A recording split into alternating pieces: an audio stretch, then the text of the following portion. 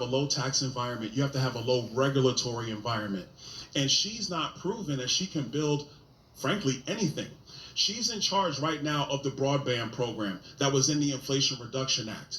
They've not added anybody under the Biden-Harris administration to rural broadband, even though they put $42 billion towards that program. So I'm looking at what she's done, not what she says. And what she says doesn't add up. Okay.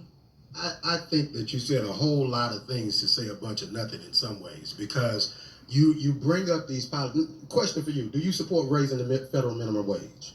No, I don't. I never Okay, have. so when we talk about the policies that he's supporting, those policies support the wealthy. He doesn't support making regular, everyday people be able to earn a higher living, because he believes that the wages are going to trickle down because the people with the majority of the money are going to pour some money into your cup all of a sudden. It never happens. It never happens. When you look at the policies of Democrats versus Republicans, Democrats have created more jobs over the last 30 years under Democrat presidents than conservative presidents. 2.3 million jobs got lost under Donald Trump. And he's skipping over the last 2 years of Trump's presidency because you can't talk about the fumbled bag. You just can talk about what you thought was right in the first two years of the presidency.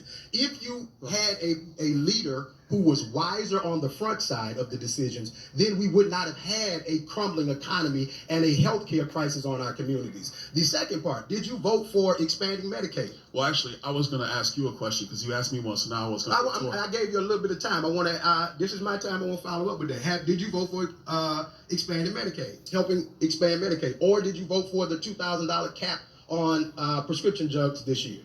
The $2,000 cap, I believe that was in the American Rescue Plan. Did you vote for it? Well, no, because it created inflation. Okay, that's my point. You can't ask one question. It's a yes or no. I just want to know, did you vote for it? You can't ask one question. Okay. I want to know, did you vote for it? Because if you didn't vote for that, that's what benefits your grandmother and your grandfather, because now they don't have to pay over $2,000 a year for medical care costs. So when you talk about these things, talk about policies that actually impact working class people. The policies of Donald Trump benefit the wealthy, and those policies never trickle down to you. And just because a rich man's doing well doesn't mean you will. Okay, count.